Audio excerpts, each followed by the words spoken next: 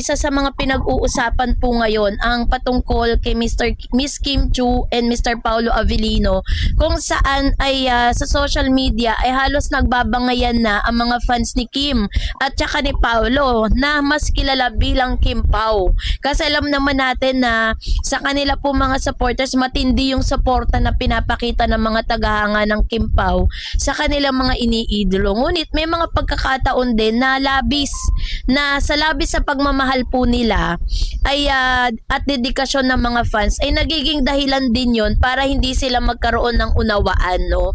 O nagkakaroon sila ng misunderstanding or bangayan sa social media. Ito ngayon ang sitwasyong kinaharap ng ilang tagahanga ni Kim Chiu at Paulo Avellino kaugnay ng botohan para sa Outstanding Asian Philippines category ng Seoul International Drama Awards this 2026. Ayon sa mga ulat ay nananatiling nangunguna si Paulo Avellino sa botohan. Subalit kapansin-pansin din ang pagtaas ng boto ni Kim Chiu, dahilan upang magkaroon ng debate at pagtatalo sa loob mismo ng fandom na sumusuporta sa kanilang dalawa. So yung pangyayaring ito ay nagpapakita kung gaano kalakas ang impluwensya ng fandom culture sa kasalukuyang panahon. Hindi na lamang simpleng pagsuporta sa artista ang ginagawa ng mga fan para sa marami, isa na rin itong misyong kampanya at minsan kompetisyon kailangang mapanalunan.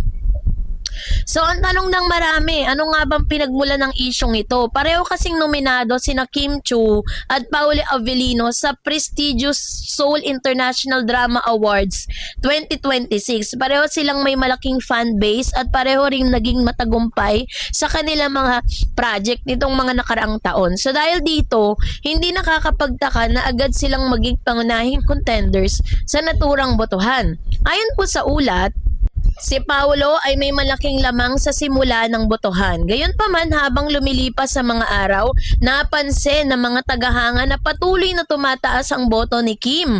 Ang dating malaking agwat ay bahagyang lumiit, dahilan upang magkaroon ng agam-agam ang ilang supporters ni Paulo. Dito nagsimula ang iba't ibang interpretasyon. May mga nagsabing hindi daw nasunod ang ilang ng fans ang umano'y pakiusap ni Kim na ituon ng suporta kay Paulo. Mayroon din nagsabing natural lamang na may solid Kim Chiu supporters na nais makita ang kanilang idolo na muling magtagumpay sa isang international award.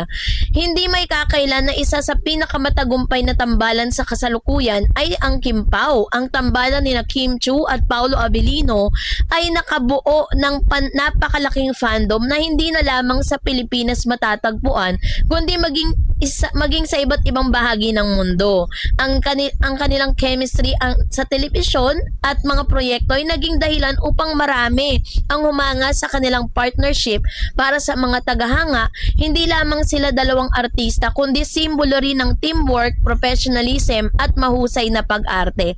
Subalit kapag lumalaki na ang isang fandom, sabi nga, may mga posibilidad na pagkakaroon din ng iba't ibang opinyon. Hindi lahat ng miyembro ng fandom ay may mga parehong pananaw. May mga nakatuon kay Kim, may mga nakatuon kay Paulo at meron ding nakatuon sa tambalan mismo. So ang tanong po ng marami, bakit nga ba talaga mahalaga ang botohan? Para sa ibang tao, maaaring simpleng online voting lamang ito, ngunit para sa mga tagahanga, higit pa rito ang kahulugan ng naturang kompetisyon. Ang panalo sa isang international award ay hindi lamang personal na tagumpay ng artista, ito rin ay simbolo ng pagkilala sa talento ng mga Pilipino sa pandaigdigang entablado. Kapag nanalo ang isang Filipino artist sa isang prestigious award-giving body tulad ng Seoul International Drama Awards, para na rin tayong nanalo sa buong industriya ng entertainment sa bansa. So dahil dito, naging emosyonal ang ibang fans sa bawat pagtaas at pagbaba ng porsyento ng boto. Sa panig ni Kim Chiu, ayon sa mga ulat na lumabas, lumilitaw na nais ni Kim Chiu na suportahan si Paulo sa naturang kompetisyon. Maraming tagahangang humanga rito dahil ipinakita umano ng aktres ang pagiging mapagbigay at supportive sa kanyang collab team. Ngunit, hindi lahat ng fan ay sumunod sa parehong direksyon. May mga tagahangang naniwala na karapat dapat ding manalo si Kim dahil sa kanyang mga naging kontribusyon sa industriya. Hindi rin may kakaila na si Kim ay isa sa pinakasikat at pinakamatagumpay na artista sa bansa. Sa loob kasi ng maraming taon, nakatanggap siya ng iba't ibang parangal at pagkilala sa kanyang trabaho bilang actress at television host. Para sa ilang tagahanga, hindi masama kung si Kim naman ang suportahan nila sa kanilang pananaw. Karapatan nilang bumoto para sa artistang gusto nilang manalo, which is tama naman. Sa panig naman po ni Paolo Abilino, nananatiling isa sa mga pinakaginagalang na aktor sa kanyang henerasyon. Kilala siya sa kanyang husay sa pagganap sa mga serious na karakter at sa mga kakayahang magbigay buhay sa iba't ibang papel. Ayon po sa ulat, nagpapasalamat si Paolo sa lahat ng sumuporta at bumoboto para sa kanya. Pinakita niya ang pagpapahalaga sa kanyang mga tagahanga at sinasabing nagpapasalamat siya sa lahat ng effort na ginawa ng mga tao para sa kanya. Pero para sa maraming supporters, sapat na dahilan ito upang lalo nilang pag-ibayuhin ang kanila pong kampanya para sa aktor. At dahil dito na po nagkaroon ng tinatawag na problema sa fan wars. Nagkaroon ng fan wars between fans ni Kim at fans ni Paolo. Isa sa mga negative online voting na naging epekto nito yung tinatawag na fan wars. Kapag may competition, may posibilidad na magkaroon ng hidwaan ng magkabilang grupo ng tagahanga. Minsan kahit isang fandom lang ay nahate pa rin dahil sa magkabilang opinion. 'Di ba? So, ito tila ang nangyayari ngayon sa ilang bahagi ng Kim Paulandia. Habang may mga naniniwalang dapat suportahan si Paolo, mayroon ding naniniwalang walang masama kung si Kim ang kanilang iboboto. Ang problema ay kapag nauuwi ito sa personalan, paninira o pambabash.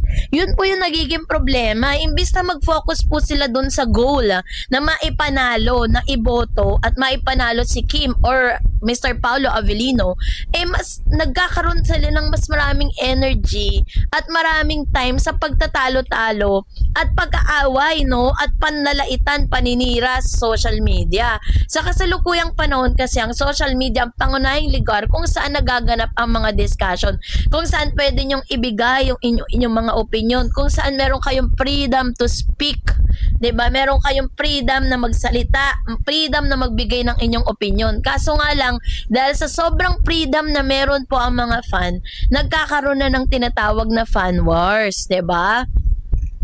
So, sa akin pong positibong pananaw, 'di ba? Sa halip na tignan natin yung sitwasyon bilang isang labanan, kung sinong mananalo at matatalo, maaari rin tong tignan bilang patunay sa lawak ng suporta ni Kim at Paolo. Hindi lahat ng artista ay nagkakaroon ng fandom na handang maglaan ng oras at energy para lang bumoto. Kasi ganito lang po yan, 'di ba? Dahil si Kim at si Paolo ay iisa sila eh. So, they are love teams. So, yung tagumpay po ni Miss Kim Chiu ay tagumpay din ni Paolo. Ang tagumpay ni Paolo ay tagumpay din ni Kim. So lahat po tayo has all the rights to vote. Lahat tayo may karapatang bumoto at pumili kung sino yung gusto nating umakyat sa entablado. Ang lumabas na balita, kapansin-pansin ang naging suporta ni Kim Chiu kay Paolo Abilino sa online voting para sa Seoul International Drama Awards. Ayon sa mga ulat, hinikayat ni Kim ang kanyang mga tagahanga na ibigay ang kanilang boto kay Paolo upang maranasan din nito ang pagiging nangunguna at manalo sa naturang kompetisyon. Ang ganitong kilos ay may tuturing na isang magandang halimbawa ng pagiging supportive. Sa halip na isipin lamang ang sarili niyang nominasyon, ipinakita ni Kim na handa siyang ibahagi ang spotlight at tulungan ang isang taong mahalaga sa kanya bilang ka-love team at kaibigan. Para sa maraming tagahanga ng Kim Pao, ito ay patunay ng kanilang magandang samahan at respeto sa isa't isa. Nakakatuwa rin dahil ipinapakita nito na hindi palaging kompetisyon ang umiiral sa industriya ng showbiz. May mga pagkakataon na mas nangingibabaw ang pagtutulungan at pagnanais na makita ang tagumpay ng iba. Dahil dati nang nakatanggap ng pagkilala si Kim, marami ang nakakita sa kanyang ginawa bilang isang selfless gesture upang mabigyan naman ng pagkakataon si Paolo na makamit ang parehong karangalan. Gayunpaman, mahalagang tandaan na ang tunay na kakalagayan ng kanilang personal na relasyon ay sila lamang ang nakakaalam. Ang mga pahayag na sila ay magkasintahan o may espesyal na relasyon ay nananatiling bahagi ng mga haka-haka maliban kung may opisyal silang kumpirmasyon. Ang tiyak lamang ay makikita ang kanilang malakas na samahan sa trabaho at ang suporta nila sa isa't isa. Sa kabuuan, ang balitang ito ay nagbibigay ng positibong mensahe tungkol sa pagkakaibigan, pagpapakumbaba at suporta. Kaya naman lalong kinikilig at natutuwa ang mga tagahanga dahil nakikita nila ang pagiging maalaga ni Kim kay Paulo at ang pagkakaisa ng kanilang fandom sa pagsuporta sa kanilang mga proyekto at nominasyon.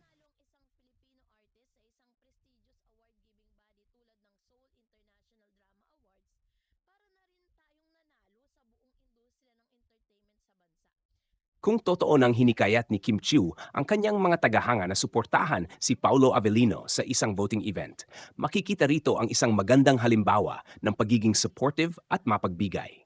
Sa industriya ng showbiz, kung saan madalas na pinag-uusapan ang kompetisyon at popularidad, kakaiba at kahanga-hanga kapag may isang artista na handang magbigay daan para sa tagumpay ng iba. Para sa maraming fans ng Kim Pao, ang ganitong kilos ay lalong nagpapatibay sa kanilang paniniwala na may malalim na respeto at malasakit sina Kim at Paulo sa isa't isa. Hindi man ito direktang patunay ng anumang personal na relasyon, malinaw na nakikita ng publiko ang magandang samahan at pagtutulungan nila bilang magka-partner sa mga proyekto. Isa rin itong paalala na ang tunay na tagumpay ay hindi lamang nasusukat sa dami ng tropeo o boto na natatanggap. Minsan, mas mahalaga ang kakayahang ipagdiwang ang tagumpay ng ibang tao at maging masaya para sa kanilang mga nararating. Ang pagpapakita ng ganitong klase ng suporta ay madalas na mas tumatatak sa puso ng mga tao kaysa sa mismong pagkapanalo. Dagdag pa rito, ipinapakita ng pangyayaring ito kung gaano kalakas at kaorganisado ang fandom na sumusuporta kina Kim at Paulo. Kapag nakikita ng mga tagahanga ang ganitong pagkakaisa at respeto mula sa kanilang mga iniidolo, mas lalo rin silang nahihikayat na magbigay ng suporta sa positibong paraan. Sa kabuuan, positibo ang dating ng balitang ito dahil nagpapakita ito ng pagpapakumbaba, pagtitiwala at suporta. Mga katangiang bihirang makita sa isang industriyang madalas inuugnay sa matinding kompetisyon. Kaya hindi nakapagtatakang maraming netizens at fans ang natuwa at naantig sa naging hakbang ni Kim para kay Paulo.